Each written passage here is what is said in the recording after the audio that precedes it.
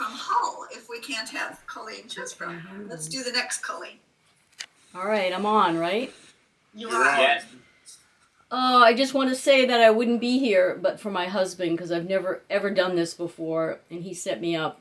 So he might be saying Joe, but it's Colleen Redman, and I'm going to be reading the Eulogy, and it's also known as Self-Portrait in Eulogy. My husband called it my opus this morning. She liked tunnels but not bridges, rooms rather than open floor plans, documentaries rather than biops, and gingerbread more than brownies. She teared up when she saw Andrew Wyeth's art in a DC museum and listened to every song that Mark Knopfler ever recorded.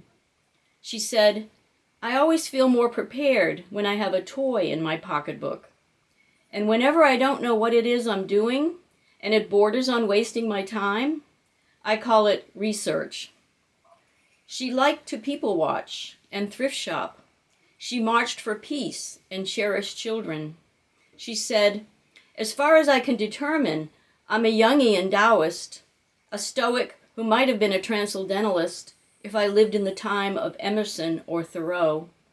She wasn't a leader or a follower, but a party of one, she said.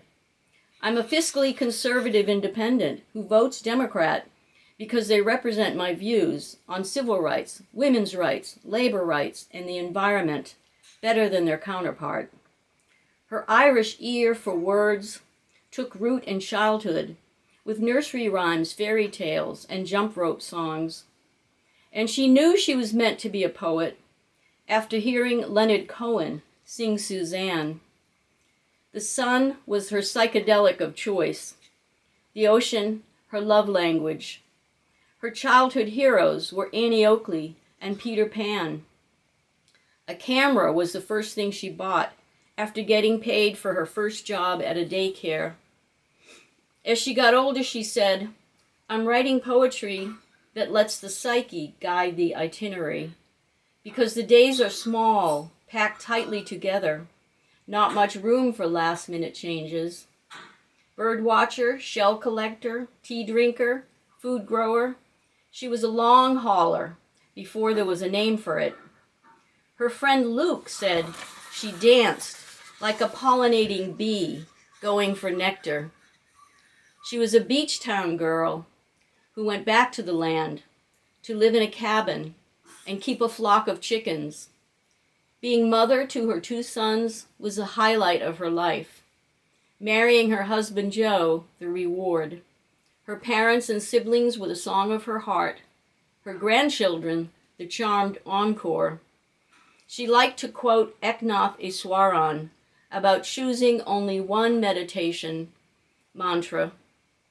"If you dig shallow wells in many places, you will never go deep enough to find water." And that applies to life, she said.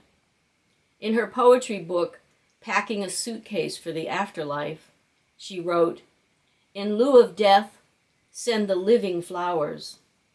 Make your life payable to all those you love." Thank you. Wow. Really fabulous. Really fabulous. Very nice. Thank I you. think that's a wonder. Ooh, somebody went. Plug the book. No, I raised my hand accidentally. Bjorn, Pressing the wrong button. have we ever done that as a form? It's a wonderful form that you've done. Yeah, I'm going to do a workshop on it and use it as a loose template. Another poet friend of mine are going to do a workshop at the library here. That's fabulous. Because I put it on Facebook, and it was my first time nearly going viral. I mean, the responses to it. So, and people said they wanted to do it. They wanted to experience it. Yeah. So, for those of you who aren't, who don't know Colleen, which I didn't know until I read her poem yesterday that she posted, which you'll be able to see, the one that she just read. When I replied to it, I also talk about an interview that was done in, what was it, about 2016, Colleen? I can't remember. I can't remember either. Sherry. Yeah, but Yeah. Yeah. When you read her poem on dVerse, look at my comment, and there'll be a link there, and you can go to the interview with her. It's really quite well done. That's how I knew she was from Hull, which is Hi, someplace that Ron. we pass by all the time. It was really wonderful.